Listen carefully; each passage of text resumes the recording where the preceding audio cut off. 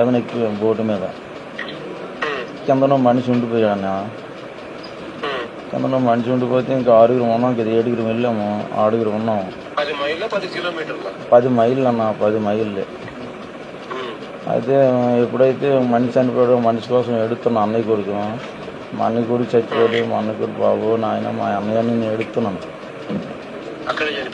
అక్కడే బోటు కింద ఉండిపోయాడు. బోటు కింద ఉండిపోతే ఆ బోటు మీద ఉన్నాం మేమే. ఆ తేలుతుంటే ఆ బోటు మీద తేలుతుంటే తెరబడి బోటు మీద ఉంటుండగా 9 గంటల వరకు ఉన్నాము 6గురు. బోటు ఇంకా కిందకి వెళ్ళిపోయింది అన్న.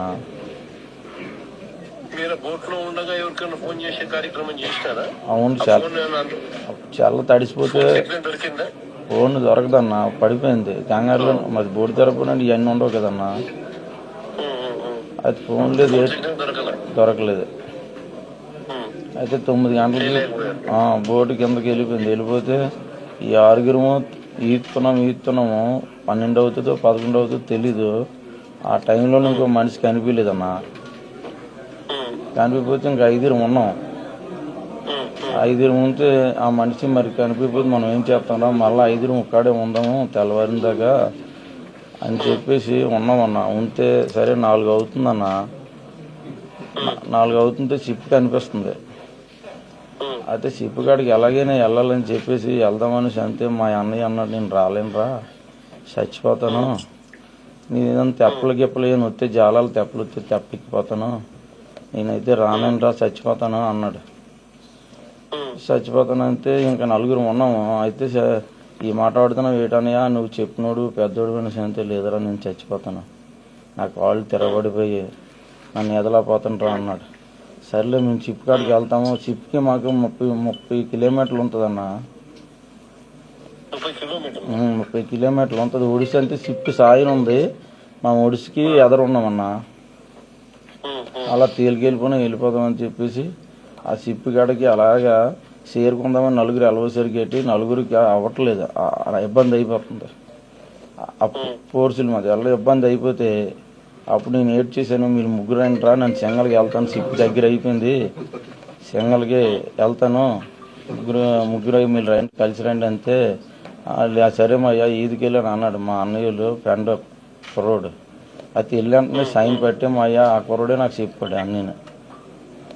అయితే నేను ఏడ్ చేసాను, ఈదికి వెళ్తాను, ఈతకి వెళ్తుండగా ఇంక వీళ్ళు రావట్లేదు. రాకపోతే మళ్ళీ వీళ్ళ దగ్గర రివర్స్ వచ్చాను. అలాగా నాకు అలుపు వచ్చేస్తుంది. కొద్దిగా వీళ్ళ దగ్గర కూడా చిన్న ఫోర్సులు ఒకటి ఉన్నాయన్నమాట.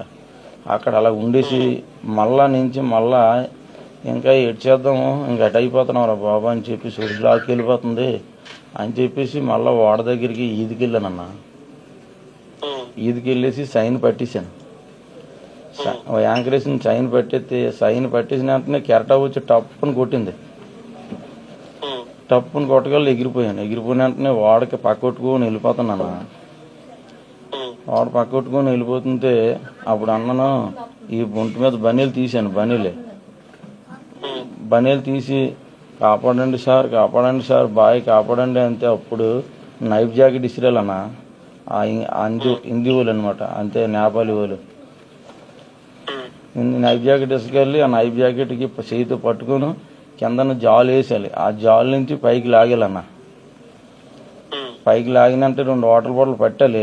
అప్పటి నుంచి నా గుండెలో తెరబడిపోయి కాదు నాకు అయినది మైనది అన్న, ఊరికిసినట్టు అయిపోయాను. అప్పుడు నాకు ఎప్పుడైతే 7 దప్పి పట్టాలో ఒక అరగంట పోయిన తర్వాత అప్పుడు నేను సోలోగా వచ్చానన్న.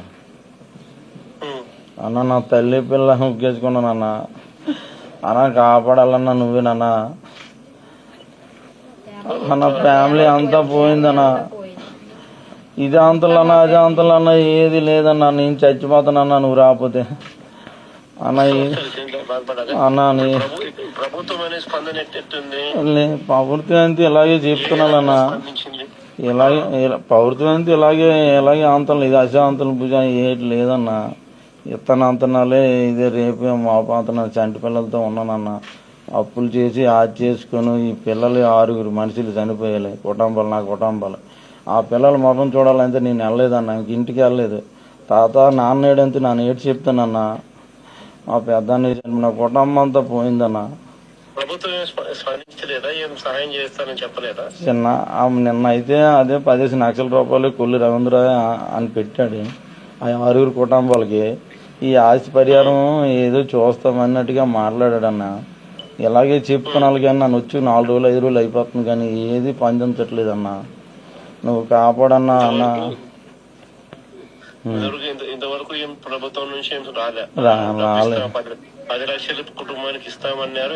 అది ఇంకా ఇచ్చారు బాబు, ఇచ్చారు అనయ్య. నాకే నష్టపరిహారం ఏంటి ఇవ్వలేదు నా సంటి పిల్లలు బాబు. బోటు ఇంకా మునిగిపోయింది బాబు. 50 లక్షల రూపాయలు ఆస్తి మునిగిపోయింది బాబు. అప్పులు చేసి నేను బోటుకి ఏమి ఇవ్వలేదు బాబు. లేదమ్మా, లేదు. ఫిషింగ్ హార్బర్ అంతా ఉండవు sir insurance. Fishing harbour insurance చేయడం ఉండదు. ఫిషింగ్ హార్బర్ అంతా కూడా ఇన్సూరెన్స్ ఉండవు సార్. చేయరు కూడా ఇన్సూరెన్స్ కంపెనీస్.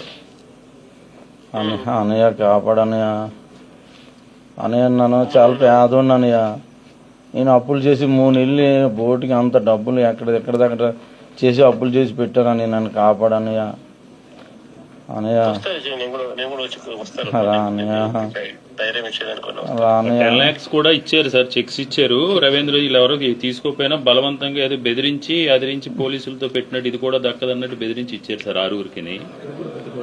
చాలా చాలా గొడవ జరిగింది సార్. ఇవ్వలేదు అనయ్య, నేను అప్పుల్లో ఉన్నాను. ఇతనికి కూడా ఇవ్వలేదు సార్. మనం అడిగేది కూడా కనీసం బోటు కన్నా ఈకపోతే మన బోటుకి ఈకపోతే మన జీవితాలన్నీ నాశనం అయిపోయినట్టే కదా. నాన్న చచ్చిపోతున్నాను. ప్రామిస్ కూడా చేయలేదు సార్. బోటుకి ఏమి చేస్తాం, నీకేం చేస్తాం, బతికినంతనికి ఏం చేస్తాం, బోటుకి ఏమి ఇస్తాం అనేది కూడా ప్రస్తావించలేదు. నువ్వు రానయ్యా, నువ్వు రానయ్యా. ప్రభుత్వం మీద ఒత్తిడి తీసుకొచ్చి కార్యక్రమం చేద్దాం. నువ్వు రానయ్యా.